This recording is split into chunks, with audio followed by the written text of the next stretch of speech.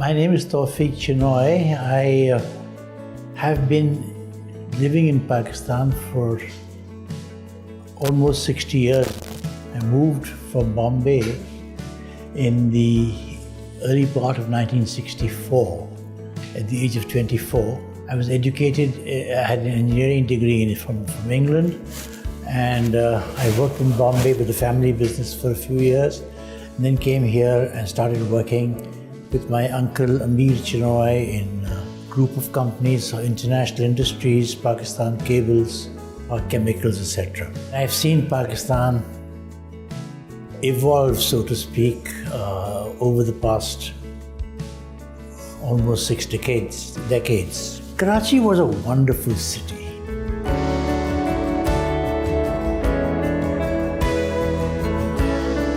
In the 60s, it was clean, there wasn't much traffic as there is today. There weren't many restaurants either. A lot of foreigners, a lot of foreignly managed industry.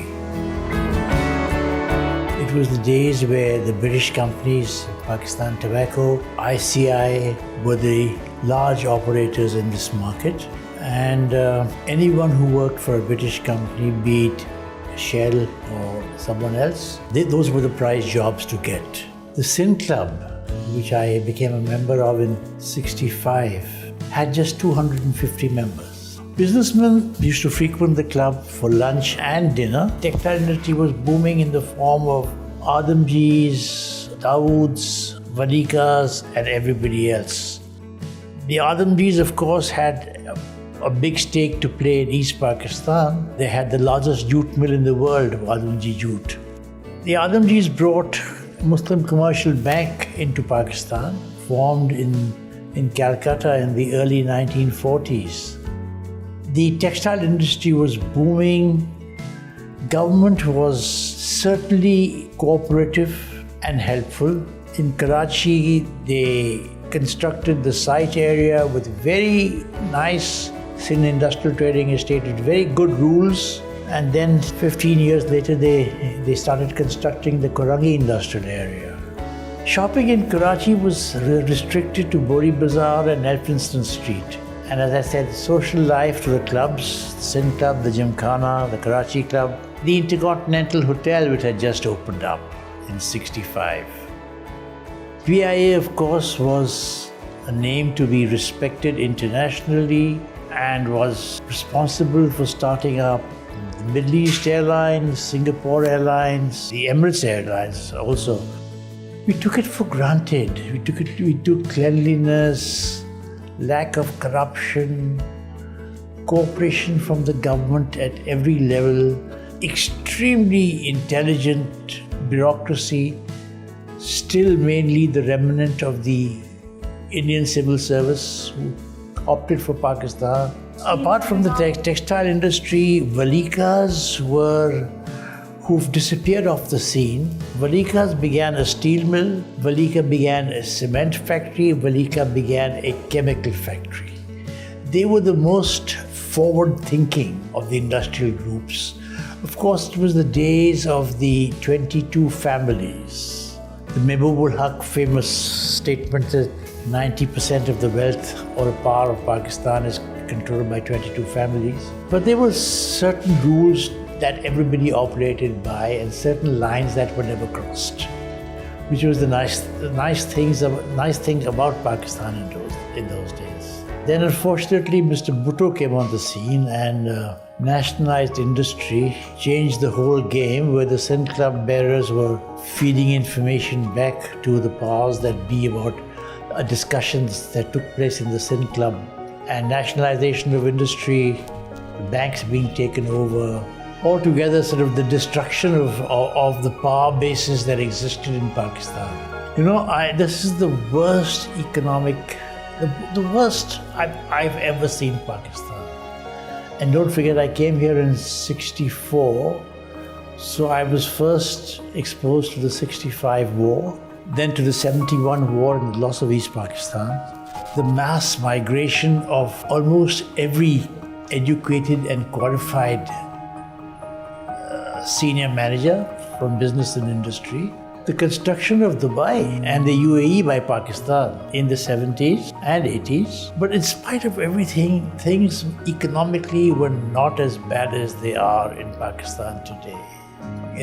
Somebody needs to get hold of the government properly and make decisions for Pakistan and not for individual political parties. I used to be in the steel tube business. We used to make steel tubes, and every cycle made in Pakistan was made from steel tubes produced by us, with the exception of Pico. Pico was the only very good engineering company in Lahore. It was private, it was nationalized, and that was the end of that wonderful seed of Pakistan's engineering industry. That's the best thing I can call it.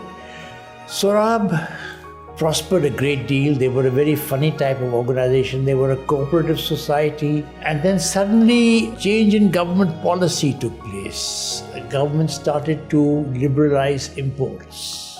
Very unfortunately, against the health of the nation at large, people stopped using bicycles and started using motorcycles. Today, Pakistan is the 5th largest user of motorcycles in the world, after China, India, Vietnam, and Indonesia, I think.